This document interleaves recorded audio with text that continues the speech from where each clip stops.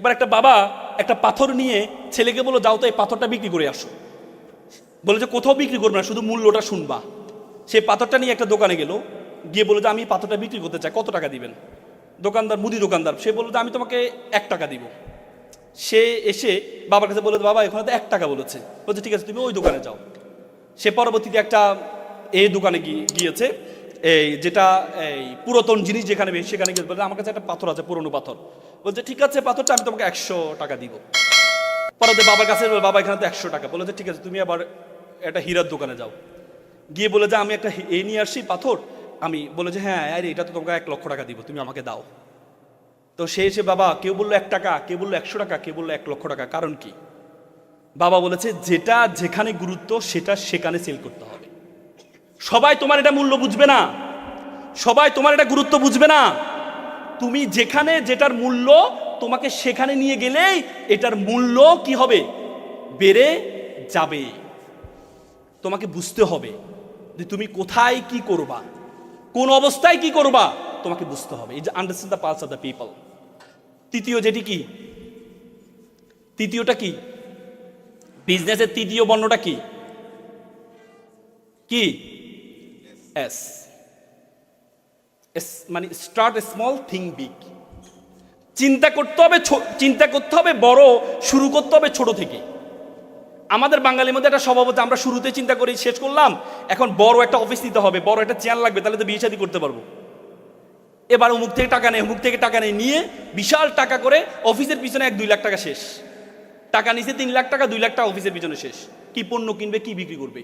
পরে আবার ওই যার থেকে টাকা নিয়েছে সে খোঁচায়, ভাই লাভ দাও। সে বলছে কি শুরু করলাম না, কি লাভ দিব।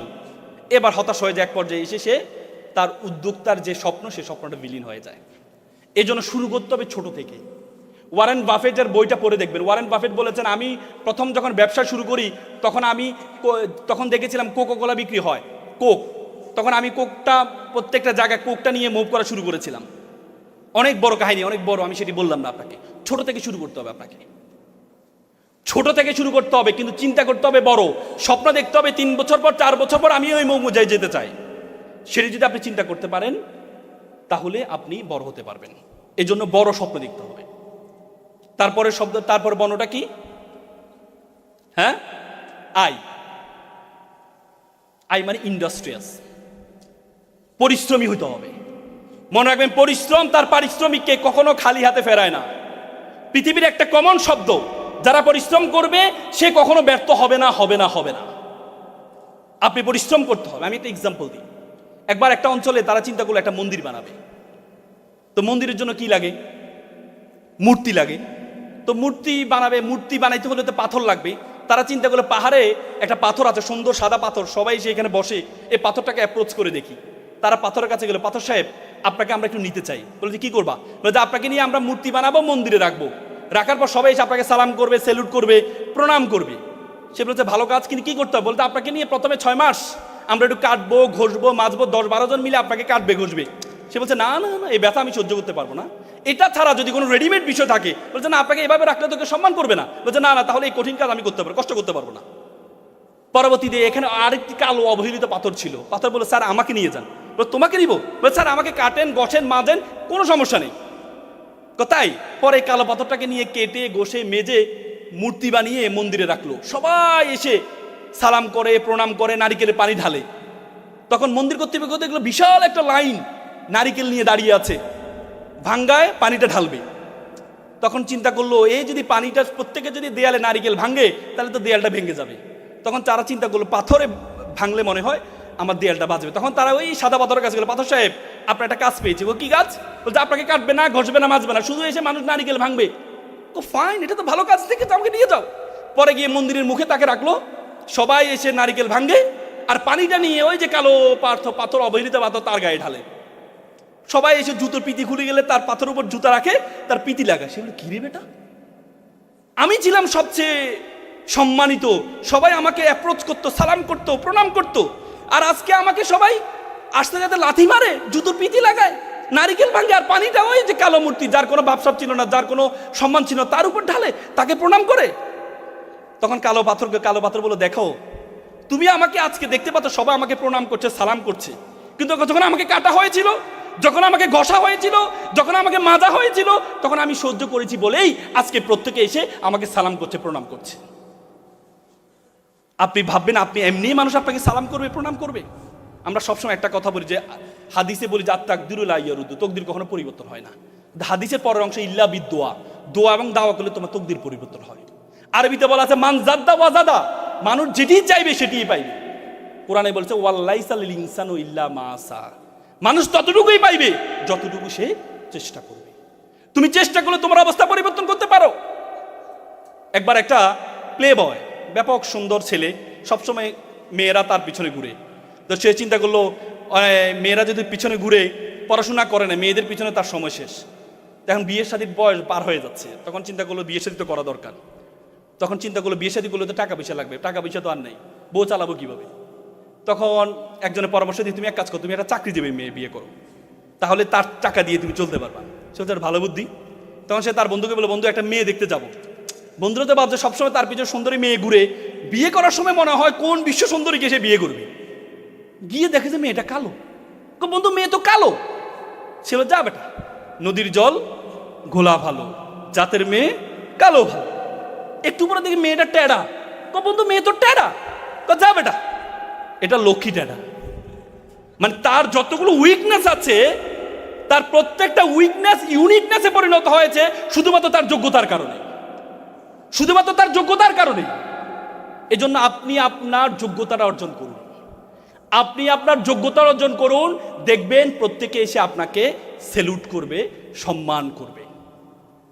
তারপরে যে বর্ণটি আছে সেটা হচ্ছে E for ethics is a very important. Mahatma Gandhi একটা চমৎকার কথা বলেছেন, দেয়ার আর 7 things উইচ ডেস্ট্রয় আস। 7টি জিনিস আমাদেরকে ধ্বংস করছে, তার মধ্যে একটি হচ্ছে business without character, business without ethics, education without character. আপনার বিজনেস যদি ইথিক্স না থাকে, তাহলে এই ব্যবসার কোনো মূল্য থাকবে না, থাকবে না, থাকবে না। আজকে অনেক বড় ব্যবসায়ী আছে, কিন্তু তাদের মধ্যে ইথিক্স নেই, মোরালিটি নেই। এই ব্যবসায়, এই বড় ব্যবসায়ী হওয়ার কোনো মূল্য নেই। আপনারা সবাই জুনায়েদ জামশেদের নাম শুনেছে? পাকিস্তানের শিল্পী ছিল জুনায়েদ জামশেদ, রক স্টার বলা হতো তাকে। সে জুনায়েদ জামশেদ যখন, সে কিন্তু ইঞ্জিনিয়ার ছিলেন, জানেন এটা, ইঞ্জিনিয়ার ছিলেন। তিনি চিন্তা করলেন ইসলামের যখন এই আসলো, তখন চিন্তা করলো যে না, আমাকে গান গাওয়া যাবে না। গান ছেড়ে দিয়েছেন, ছেড়ে একটা ফার্ম দিয়েছেন, সিভিল ফার্ম, ইঞ্জিনিয়ারিং ফার্ম, তার বন্ধুকে নিয়ে। বলে বন্ধু একটা ফার্ম দিব। সে একটা ফার্ম দিল। তখন এইটা দেওয়ার আগে তখন সে পাকিস্তানের একজন বিচারপতি ছিলেন এবং শরিয়া বোর্ডের চেয়ারম্যান, তিনি হচ্ছে আল্লামা তাকি ওসমানী, নাম শুনেছেন মনে হয়। আল্লামা তাকি ওসমানীর কাছে গিয়েছেন যে আমি ব্যবসা শুরু করছি, আপনি আমাকে একটু পরামর্শ দেন। তিনি বলছেন তোমার ব্যবসা সফল হবে যদি 3টি জিনিস তুমি মেক শিওর করো। কয়টি জিনিস? 3টি জিনিস। একটি হচ্ছে তুমি কখনো তোমার সহপাঠী যাকে নিয়ে তুমি ব্যবসা শুরু করেছে তার কখনো পরনিন্দা করবা না, তার পিছনে কখনো নিন্দা করবা না। তুমি যদি তার পিছনে নিন্দা করো তাহলে তুমি কখনো বড় হইতে পারবা না। তুমি যদি মনে করো সে কি কাজ করে, সে কোম্পানির চেয়ারম্যান, কি কাজ করে, আমি এমডি, আমি সবচেয়ে বেশি কাজ করি, তাহলে তুমি বড় ব্যবসায়ী হতে পারবা না। দ্বিতীয়টি হচ্ছে তুমি নিজের জন্য যেটি পছন্দ করো, তুমি তোমার সহপাঠীর জন্য সেম জিনিস তুমি পছন্দ করবা। নিজের জন্য যেটা পছন্দ করো, তুমি যদি মাম পানি পছন্দ করো, তোমার সহপাঠীর জন্য, তোমার যে কলিগ আছে, তোমার যে পার্টনার আছে, তার জন্য মাম দিয়ে পছন্দ করবা। তৃতীয় পরামর্শ হচ্ছে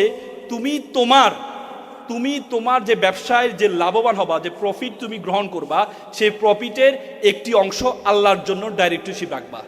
তোমার যদি ডিরেক্টর 2 জন হয়, তাহলে 3য় নম্বর ডিরেক্টর হবে আল্লাহ তাআলা। তার মানে কি আল্লাহকে টাকা দিতে হবে না? আল্লাহ কি টাকা নিজে গ্রহণ করেন? না, গরিব দুঃখীর জন্য। আল্লাহ বলছে উখরিজাতিল লিন্নাস, আমি তোমাকে মানুষের কল্যাণের জন্য সৃষ্টি করেছি। কুনতুম খায়রা উম্মাত উখরিজাতিল লিন্নাস, আমি তোমাকে মানুষের কল্যাণের জন্য সৃষ্টি করেছি। তুমি যদি কল্যাণটা নিশ্চিত করো, অন্যের জন্য খরচ করো, আল্লাহর জন্য খরচ করো, গরিবকে খাওয়াও, তোমার একটা রাখো, তাহলে তুমি কখনো ব্যবসায় ব্যর্থ হবে না। তার মানে এই 3টি জিনিস যদি তুমি মেকশিওর করতে পারো, তাহলে তুমি কখনো কি হবে না? ব্যর্থ হবে না, হবে না, হবে না। আমি আর কথা বাড়াবো না, অনেক কথা বলার ছিল, প্রত্যেকটা বর্ণ নিয়ে কথা বলার ছিল। আমি শুধু বলে যাচ্ছি, এনতে হচ্ছে নেগেটিভ অ্যাপ্রোচ থাকা যাবে না, নেগেটিভ অ্যাপ্রোচ থাকা যাবে না। তারপর এস, লাস্টে 2টি এস আছে, একটা এস ফর সফট স্কিল, আপনাকে দক্ষতা অর্জন করতে হবে। আপনাকে এমন একটা দক্ষতা অর্জন করতে হবে যে দক্ষতারা 10 জন থেকে আপনাকে পার্থক্য করে দিবে, এমন একটি দক্ষতা আপনাকে অর্জন করতে হবে। আপনার সবারই 10 জন, আপনি এমন একটা দক্ষতা আপনার আছে যে 10 জনের তো দক্ষতাটা নেই, তাহলে আপনি বড় হতে পারবেন। Soft skill, communication skill, speaking skill, বলতে পৃথিবীতে যত স্কিল আছে, speaking is the most final skill all over the skill. যত স্কিল আছে তার চেয়ে সবচেয়ে বড় স্কিল হচ্ছে কি? Speaking skill. নতুন মানুষের সাথে পরিচয় হওয়া। যত বেশি মানুষের সাথে পরিচিত পারবেন, যত বেশি মানুষের সাথে পরিচয় হবেন, সুন্দর কথা অ্যাপ্রোচ জানবেন, আপনি তত বেশি ভালো করতে পারবেন। কম্পিউটার স্কিল, আপনার ইঞ্জিনিয়ার, এটা তো আপনাদের জানাই আছে। আইটি স্কিল, এআই স্কিল, যতই দক্ষতা আছে সফট স্কিলগুলো আপনারা মেকশিওর করবেন। সর্বশেষ যে এসটি আছে সেটা হচ্ছে SWOT analysis. S for strength, W for weakness, O for opportunity, T for threat. এর 4টি অ্যানালাইসিস করবেন যে কোনো কাজ শুরু করার আগে, যে কোনো কাজ শুরু করার আগে। আমি সর্বশেষ হার্ভার্ড ইউনিভার্সিটি একটা গবেষণা হয়েছে, প্রায় 1500 জন নিয়ে তারা একটা গবেষণা করেছে। 1500 জনের মধ্যে 1300 জন তারা জিজ্ঞেস করেছে তুমি কি চাকরি করো টাকার জন্য নাকি ভালো লাগে এই জন্য করো। তার মধ্যে 1300 জন বলেছে আমি টাকার জন্য চাকরি করি, আর 200 জন বলেছে আমার ভালো লাগে এই জন্য কাজ করি। পরে দেখা গেছে 20 বছর পর সফলতার হার দেখেছে, তারা দেখেছে সবচেয়ে বেশি সফল হয়েছে যারা বলেছে আমি প্যাশনেট হয়ে কাজ করি, আমার ভালো লাগে এই জন্য কাজ করি, তাদের সফলতা পায় তাদের চেয়ে পায় 20 গুণ বেশি। এই জন্য আপনি যে কাজটা করবেন প্যাশনেট হয়ে করবেন, ভালো লাগে। 3 ক্যাটাগরিজ মানুষ আছে আমাদের পৃথিবীতে, একটা হচ্ছে ট্যুরিস্ট, একটা হচ্ছে প্রিজনাল মেন্টালিটি, একটা হচ্ছে ট্যুরিস্ট মেন্টালিটি, আর একটা হচ্ছে প্যাশনেট মেন্টালিটি। প্রিজনাল মেন্টালিটি মানে যে কারাগারের মতো, মা বাবা বলছে ডিপ্লোমা করো, ডিপ্লোমা করছি, মা বাবা বলেছে বলেই করি। আর আরেকটা হচ্ছে ট্যুরিস্ট মেন্টালিটি, করছি ভালো লাগলে থাকবো, নাহলে অন্যদিকে চলে যাবো। এটা ট্যুরিস্ট, ঘুরতে গেলাম ভালো লাগছে আবার ঘুরে ঘুরে চলে আসলাম। আরেকটা হচ্ছে প্যাশনেট মেন্টালিটি, থার্ড মেন্টালিটি। তাদের সফলতা হার সবচেয়ে বেশি যারা যে কাজটি করে তারা ওই কাজটি তার ভালো লাগে। জাপানে একটা বই আছে কাইজান, লারা হার্ভে বইটা লিখেছেন। জাপানিরা কেন সফল সেখানে একটা গুণের কথা বলছে, ikigai, do what you can do the best, করো যেটি তুমি ভালো জানো। এজন্য আপনি যেটি ভালো জানবেন, যেটি আপনি ভালো জানবেন সেটি যদি আপনার সার্টিফিকেটের এগেনস্টেও যায়, সে কাজটি আপনি করেন, দেখবেন আপনার সফলতা কেউ ঠেকাইতে পারবে না। এপিজে আব্দুল কালাম চমৎকার একটা কথা বলেছেন, প্রজাপতির পিছনে ঘুরিও না, ফুলের চাষ করো, প্রজাপতি তোমার পিছনে ঘুরবে। সকলে ভালো থাকবেন, সুস্থ থাকবেন। আসসালামু আলাইকুম।